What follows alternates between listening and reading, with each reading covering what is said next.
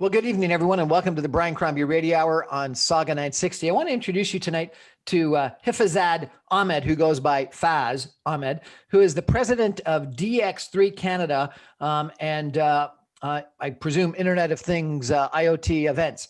And he's got a big event going on.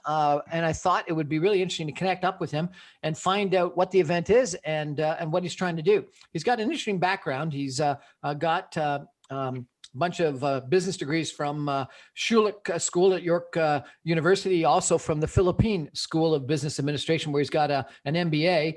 He's got, love this, a executive program in strategic agility, which would be fun to talk to him about. And another one from the Spearhead Training in Team Building and Leadership. And he's been Vice President of Business Strategy at the Strategy Institute and President of Faz Inc. And now he's President of DX3 Canada. Faz, welcome to our show. How are you? I'm good, Brian. Thank you very much for having me. So tell me, what is this conference that you got going on right now, this DX3? So DX3 talks or looks at how digital advertising or digital marketing landscape has changed or evolved over the years.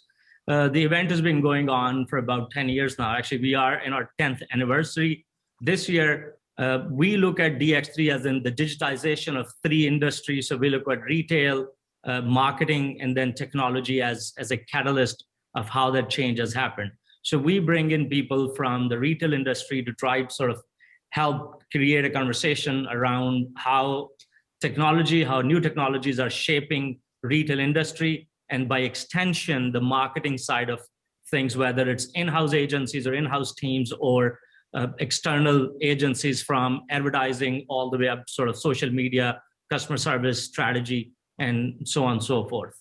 So probably no industry has gone through more change because of COVID-19 than the retail industry. People have talked about sort of the digitization of retail, what would have happened potentially over 9 years happening in 9 months as COVID-19 has forced closures, particularly of, Main Street or mall-based retails. What do you think the future? Absolutely true. 100% true that the change has been expedited. But having said that, that change was in the works for a long time. If we haven't reached, or if the retailers hadn't reached where they've been forced into right now, it's not because the tech wasn't available, or it's not because the tools weren't available. It's because people did not want to change or were slower to uptake on that change. In a way, when we look back on this year in another 15 to 20 years, we will look back at it and think, okay, that was a year of great change, but also to a degree that it did bring a lot of clarity to the marketplace and a lot of clarity to the industry. So going online is something every retailer needs to do. Absolutely. And when we look at, for example, at DX3, we do try to focus a lot on sort of growth companies and growth businesses that are growing, but also try to focus on sort of mid-market, mid-segment retailers. And the reason for that is that's a really easy classification for us to look at companies that actually started or grew as a digital natives. They aren't generally companies that had to think, oh, I own 30, 40, 50 brick and mortar stores. How do I become a digital operator? These are young, sort of agile companies who started as knowing that, okay, it's just a channel. A shop, a physical shop is a channel as much as a shop online is a channel. Right. Okay. And so how does the marketing then change? Is that all online as well? Marketing is online. We do talk about, even in DX3, in terms of the changing role of CMOs or chief marketing officers, and them becoming closer and closer with either chief experience officers within the companies or within the chief tech officers. So if your marketing leadership today does not understand how technology works, they will struggle. You need to be aware of the new tech. You need to be aware of what's happening, why is it happening, and how could it benefit your brand or your product. But even going few years behind that, online advertising changed the whole landscape, from how the brand was built in a physical sense, from newspapers to television spots to outdoor media, all the way down to that it's all Facebook or Google driven now. That's where most of your budgets go.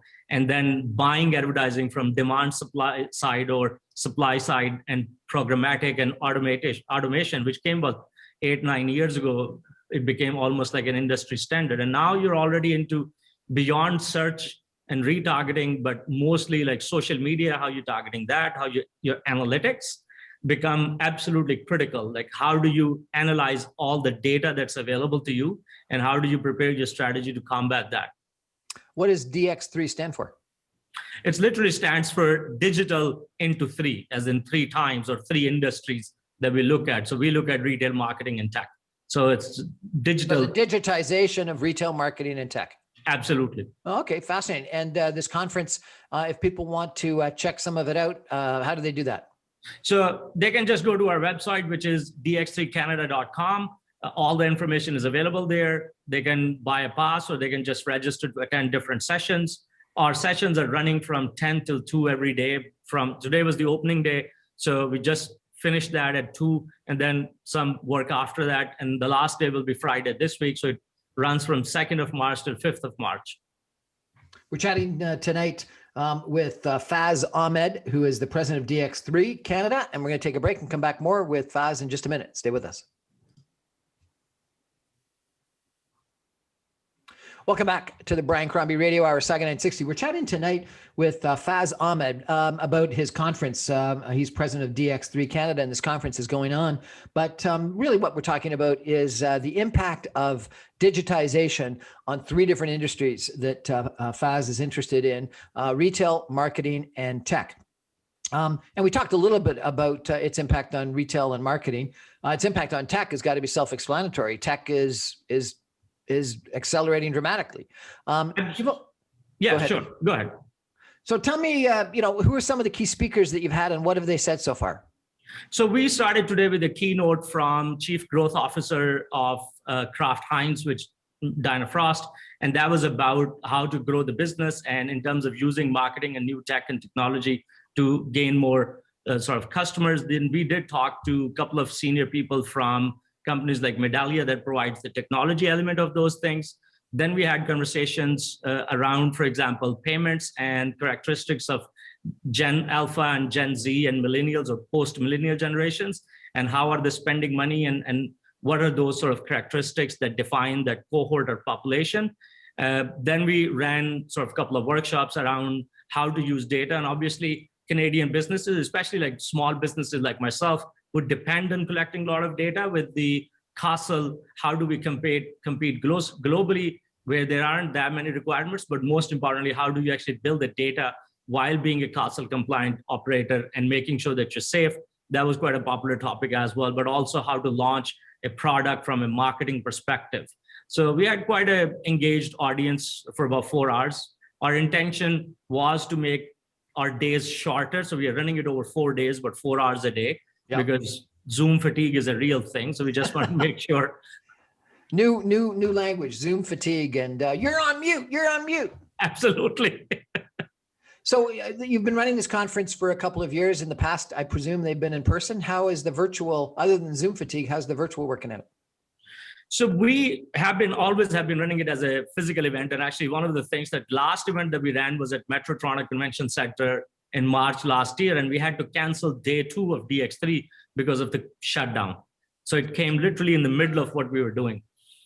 Obviously, there was a lot of concern and worry about what will happen to an events industry, which primarily depends on a physical one-on-one conversations and meetings, and that is what sort of lubricates that industry. I have to say that, the challenge was, when we think about it, the challenge was more sort of mental for us, to be able to shift our thinking of how we're going to do it. We think that we are actually running a pretty good agenda. Interest is there. We have over 2,000 people registered for the conference. Even literally now the emails, registrations are coming through.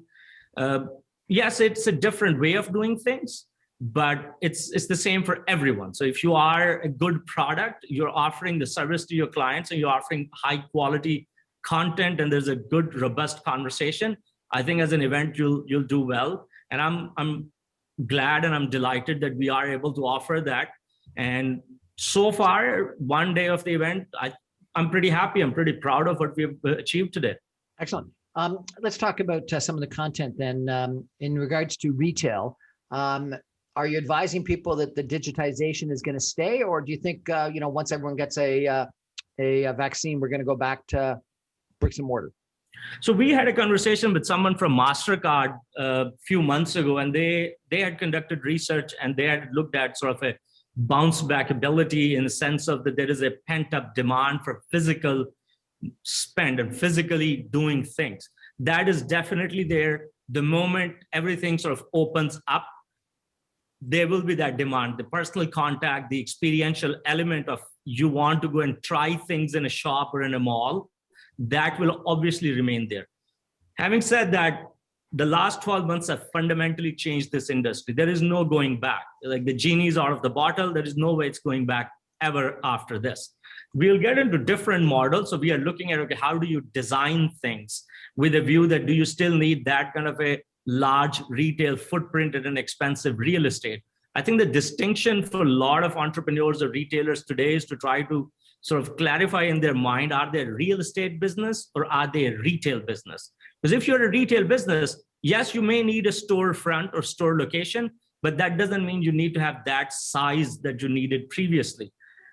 In Europe, we've already seen models where literally it's a small shop. You just go and try outfits and right there and then you choose and buy online. Those are just experiential elements. You don't need to like have such a large footprint. Obviously, the restaurant industry is slightly different. That will remain. You want to go out and you want to experience and hang out with your friends and have a night out or a nice evening or a meal. That element will always remain. But the retail, I think the tech has, like, the shift has happened. It cannot go back anymore. So what do you think is going to happen? And this may be not a topic for your conference, but what do you think is going to happen to the big mall owners and the landlords that own, shops on main streets? So those are two slightly different audiences. The large mall owners, and there have been enough said and written about it, and mall owners have had their own challenges and struggles. And they have, to be honest with you, they have nothing to do with Corona. Those challenges were there even 5 years ago, 6 years ago, 7 years ago. The only areas in the world where the mall ownership or malls are doing well are growing economies or sort of emerging economies. So obviously China, Dubai, India, Middle East, sort of Russia, probably, where younger population base is coming through. They didn't have as much sort of income to spend previously. Now they have. So the malls are growing there and malls were underserved. North America is a mature market. And malls have been either very, very steady or haven't seen growth for a few years now. So those challenges aren't down to COVID. Obviously, there is a need to rethink the mall model. And that goes down to that once again, are you in a real estate business or are you in a customer service business or basically offering a product to a customer? Because those are separate models altogether. So, but I think it's interesting the way you separate this. And, for the retailer, they're selling products to customers. Yes. That's what they're doing. And often, they're paying big leases. And so therefore they're not in the real estate business because often their biggest expense is their lease expense. But for the mall owner, he is selling real estate. Absolutely. He's developing real estate and he's leasing real estate. And so they're in the real estate business. So you're saying effectively the mall business is challenged big time. It is challenged, and it is challenged big time, and large malls will continue to be challenged. Now, we know from many other products, including some of our sort of technology or telecom products and phones and stuff, and the characteristics of the new generation that they want some sort of a story and a context behind it. So if you're building a shop, there needs to be some experiential element to it that will attract people to come to that shop. Hence, even today, a lot of the spaces that we look at, young people will talk about, okay, it has an Instagrammable footprint. Like you can go there and take pictures, they're nice, beautiful, and you can share those pictures online. So if you're a mall, or if you're operating as a physical store, you need to create some sort of a opportunity for people to actually come. Instagram-worthy locations. Sorry? Instagram-worthy locations. Absolutely. And that has to become a thing, right? Because otherwise, the other side we're looking at is that, which was all-inclusive. So that's where you go for your groceries. That's where you go for your fashion. That's where you go for your entertainment in terms of cinemas and stuff. And one of the big things that we aren't talking about in our conference, because no one else is talking about it either, is what happens to cinemas. Would people go back to cinema? Would people be comfortable sitting in a confined space for 3 hours? Someone's coughing beside you, that's for sure. And cinemas used to be a big part of every mall, right? Because that was a big space, and they obviously integrated everything from food and beverages and everything that they could offer around that. You're also president of something called IoT Events. I presume that stands for Internet of Things? Yes. So Internet of Things, IoT Events is originally what I started with about 5 or 6 years ago. The intention was to look at industries where we think technology, especially new technology, so which is Internet of Things and big data. What are the industries that IoT will change fundamentally or can change fundamentally? And what industries do you think those are? So right now we are focusing a lot on public sector, but manufacturing has been changed. We used to do an event around education. We've done events around healthcare. We actually still do IoT, big data, healthcare. We've done events around industrialization, and DX3, although is a different brand, but it does the same spirit kind of flows through it. The tech will change. So Internet of Things and big data, it will become one of the largest components of economy by 2025, 2030. In China, they were investing over $50 billion in building an Internet of Things city where everything is either automated and they want to become, unsurprisingly, hub of all IoT manufacturing. And we felt that in North America, but primarily in Canada, we were way behind the curve in terms of adoption of IoT things. So we had in Toronto this alphabet development called Sidewalks in the East Bay area that we lost, and there was going to be a smart city, they called it, but it sounded like it was effectively an Internet of Things city or city area. Do you think it's a shame that we've lost that opportunity? I mean, it's a slightly controversial topic. Personally, I don't think it is, because there were legitimate concerns into data security and data privacy. And I am of the opinion that those things cannot be left at the hands of corporations. Governments do need to step in and make sure that citizens' data is protected and privacy is respected. We look at it from a perspective of that street lights, traffic lights, those things can easily be automated, used with sensors. Sensors are so cheap today, and it can help citizens' lives. The moment there is an accident on highway somewhere north in the middle of the night, there's technology available today that my health record, my geolocation should be sent to the nearest 911, and they should have access to my health records right away, identifiable. A call should be made to, or a message should be sent to my family and my insurance company that this car has had, or this vehicle has had an accident. This is the location that's where you can go. And those are the kind of things I think in terms of Internet of Things can, one, make quality of life and service to citizens so far better, and two, they're actually a lot more efficient and they can save much more costs. So those are the kind of things we look at.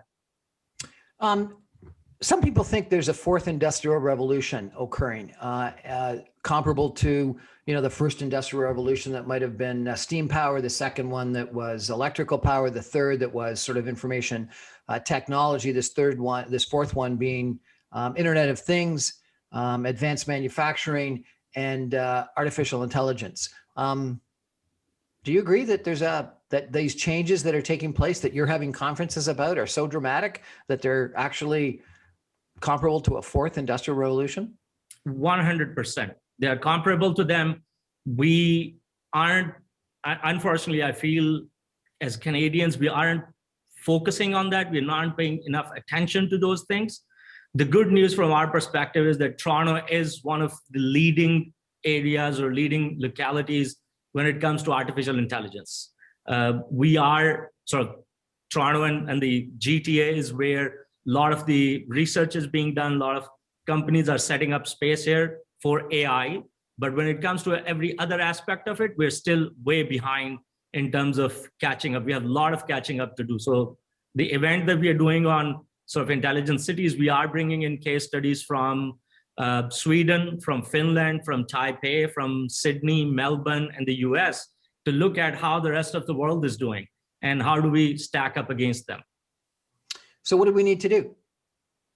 Well, the website is called intelligencities.ca. So if anyone's interested, they can literally just go to the website, look it up, check see what kind of things we're doing. If you're interested in registering, there's a whole Well, registration. what does Canada, what does Toronto need to do? One, we do need to look at our sort of decision making. So the will to do things. I mean, I, to a degree, feel proud of the fact that I live in Mississauga, and I think we are doing actually a number of things that don't get talked about as much. I think, are kind of doing the right things at the right pace. And that does go down to the leadership of the city. Whereas there was an alphabet project that happening in Toronto, we actually do have a similar project happening at Lakeshore in Mississauga, which is doing really, really well. And we are able to address a number of concerns that companies had or people had around that. Integration of tech is very important. Like people, different departments do need to talk to each other. They cannot exist in silos. They do need to share data with each other. And that tech is available today. The tools are available today to be able to do that. We do need to sort of look at that as an opportunity of job creation. We sometimes get stuck in the mindset of it's old economy, and that's what we were used to. We want those good paying jobs. They're even better paying jobs, but they're not working in factories anymore. They are actually creating those tools and creating those things.